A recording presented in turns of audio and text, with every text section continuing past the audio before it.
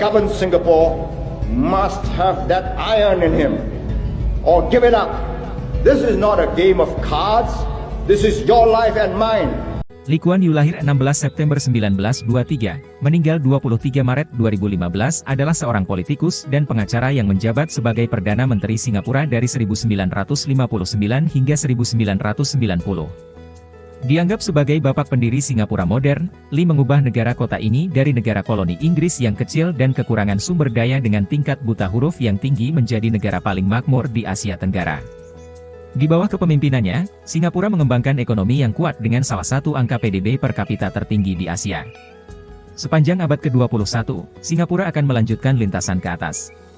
Pada tahun 2023, Singapura memiliki PDB per kapita yang lebih tinggi dari Amerika Serikat dan salah satu paspor terkuat di dunia, yang memungkinkan akses bebas visa atau visa on arrival ke lebih dari 190 negara. Meskipun masa jabatan Lee membawa pembangunan yang hampir tak tertandingi ke Singapura, namun juga ditandai dengan gaya pemerintahan otoriter yang membatasi kebebasan politik. Pada akhirnya, pendekatannya yang visioner namun ketat menekankan pada pendidikan, industrialisasi, disiplin nasional, dan kemajuan, yang mengubah Singapura menjadi pusat keuangan global dan model bagi negara berkembang. Kehidupan awal dan permulaan politik, Lee lahir dari keluarga Tionghoa yang telah menetap di Singapura sejak abad ke-19. Bahasa pertamanya adalah bahasa Inggris, dan setelah memasuki dunia politik, dia baru menguasai bahasa Mandarin serta bahasa Melayu dan Tamil. Setelah bersekolah di Singapura, Lee sempat mendaftar di London School of Economics and Political Science sebelum meraih gelar sarjana hukum, 1949, di Fitzwilliam House, Cambridge. Di sana ia memimpin daftar kehormatan. Dia juga menjadi seorang sosialis. Meskipun dia diterima, 1950, di Bar Inggris, dia kembali ke Singapura. Ditunjuk sebagai penasihat hukum untuk Serikat Pekerja Pos, ia berpartisipasi dalam negosiasi untuk mendapatkan upah yang lebih tinggi bagi para pekerja pos dan kemudian melakukan pekerjaan serupa untuk serikat pekerja lainnya. Singapura adalah koloni Britania Raya dan tempat pangkalan Angkatan Laut Utama Inggris di Asia Timur, yang diperintah oleh seorang gubernur yang dibantu oleh Dewan Legislatif. Anggota Dewan ini sebagian besar terdiri dari para pengusaha Tionghoa kaya, yang sebagian besar ditunjuk dan bukan dipilih. Ketika, pada awal 1950-an, reformasi konstitusional sedang berlangsung di Singapura, Lee membentuk aliansi dengan dua pendatang baru di bidang politik, David Saul Marshall, seorang pengacara, dan Lim Yew Hock, seorang anggota Serikat Pekerja, untuk menantang cengkeraman para pengusaha di Dewan. Namun, Lee segera memutuskan hubungan dengan kedua rekannya untuk mengambil sikap yang lebih radikal. Dan menjadi sekretaris jenderal partainya sendiri, Partai Aksi Rakyat, PAP. Partai ini beranggotakan beberapa orang komunis, dan Lee menerima dukungan komunis selama beberapa tahun. Pada tahun 1955, sebuah konstitusi baru diperkenalkan yang meningkatkan jumlah kursi terpilih di Dewan menjadi 25 dari total 32 kursi.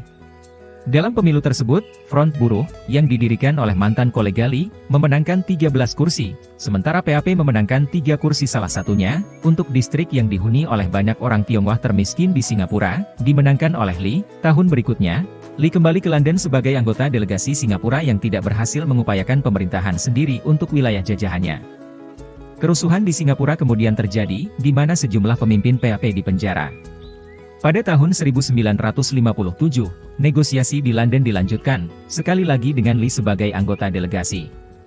Setelah kesepakatan dicapai mengenai ukuran pemerintahan sendiri, Lee memenangkan pemilihan umum SELA di Singapura dengan suara mayoritas.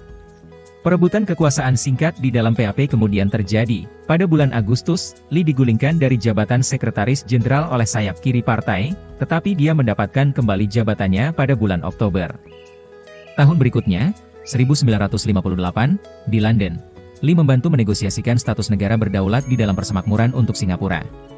Pemilihan umum diadakan di bawah konstitusi baru Singapura pada bulan Mei 1959, dan Lee berkampanye dengan platform antikolonialis dan antikomunis yang menyerukan reformasi sosial dan penyatuan dengan Malaya. Partai Lee meraih kemenangan yang menentukan, memperoleh 43 dari 51 kursi, tetapi Lee menolak untuk membentuk pemerintahan hingga Inggris membebaskan anggota sayap kiri partainya yang dipenjara pada tahun 1956. Setelah pembebasan mereka, Lee dilantik sebagai Perdana Menteri pada tanggal 5 Juni 1959, dan dia membentuk kabinet. Dia memperkenalkan rencana 5 tahun yang menyerukan pembaruan perkotaan dan pembangunan perumahan umum baru, emansipasi wanita, perluasan layanan pendidikan, dan industrialisasi. Pada tahun 1961, anggota sayap kiri PAP memisahkan diri dari partai dan membentuk Barisan Sosialis, dan Lee kemudian memutuskan hubungannya dengan komunis. Sejak saat itu, Lee dan rekan-rekannya yang moderat di dalam PAP akan mendominasi politik Singapura.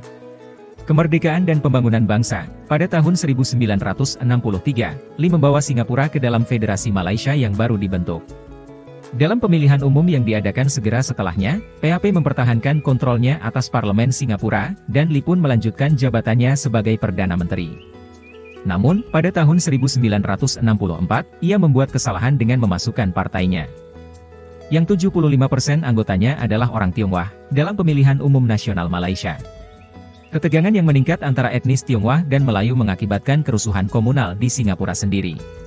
Pada bulan Agustus 1965, Lee diberitahu oleh rekan-rekannya dari Malaysia di pemerintahan federal bahwa Singapura harus meninggalkan federasi. Meskipun Lee sangat percaya dengan multirasialisme yang diwakili oleh federasi tersebut, Singapura harus memisahkan diri. Singapura kemudian menjadi negara berdaulat dengan Lee sebagai Perdana Menteri pertamanya. Tujuan utama Lee adalah memastikan kelangsungan hidup fisik negara baru ini dan mempertahankan identitas nasional Singapura. Dikelilingi oleh negara-negara tetangga yang lebih kuat, termasuk Tiongkok dan Indonesia, Lee tidak mendesak penarikan pasukan persemakmuran dari Singapura.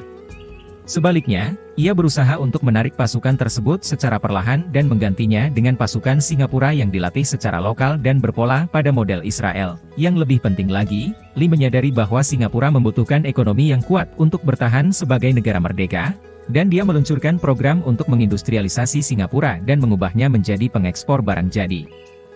Dia mendorong investasi asing dan menjamin kesepakatan antara serikat pekerja dan manajemen bisnis yang menjamin ketenangan tenaga kerja dan peningkatan standar hidup pekerja. Sembari meningkatkan layanan kesehatan dan kesejahteraan sosial, Lee terus menekankan pentingnya kerjasama, disiplin, dan penghematan di antara warga Singapura pada umumnya.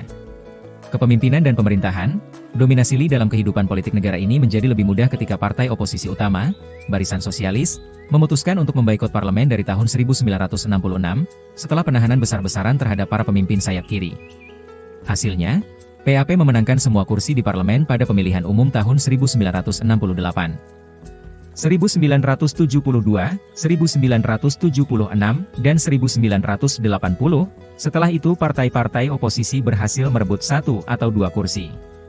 Untuk mempertahankan kontrol, Lee terkadang menggunakan sensor pers untuk meredam perbedaan pendapat dari sayap kiri atas kebijakan-kebijakan fundamental pemerintahannya. Lee membawa negaranya pada pemerintahan yang efisien dan kemakmuran yang spektakuler dengan mengorbankan gaya pemerintahan yang agak otoriter yang terkadang melanggar kebebasan sipil. Selain itu, Lee memainkan peran penting dalam pembentukan Perhimpunan Bangsa-Bangsa Asia Tenggara, ASEAN, pada tahun 1967, sebuah pencapaian besar yang berhasil mempromosikan kerjasama dan stabilitas regional. Pada tahun 1980-an, Singapura di bawah kepemimpinan Lee memiliki pendapatan per kapita nomor 2 di Asia Timur setelah Jepang, dan negara ini telah menjadi pusat keuangan utama di Asia Tenggara. PAP memenangkan pemilihan umum pada tahun 1984 dan 1988, dan Lee tetap menjabat sebagai Perdana Menteri. Meskipun pertanyaan tentang suksesi kepemimpinan menjadi masalah selama dekade itu. Setelah mengatur suksesi secara memuaskan, Lee mengundurkan diri dari jabatan Perdana Menteri pada November 1990, meskipun ia tetap menjadi pemimpin PAP hingga tahun 1992, pengganti Lee sebagai Perdana Menteri, Goh Chok Tong, mengangkat Lee ke posisi kabinet sebagai Menteri Senior, di mana Lee terus memberikan pengaruh politik yang cukup besar. Setelah pengunduran diri Goh sebagai Perdana Menteri pada tahun 2004, ia digantikan oleh putra Lee, Lee Hsien Loong.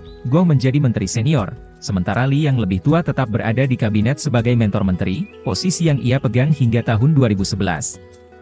Saat ia akhirnya mengundurkan diri dari kabinet.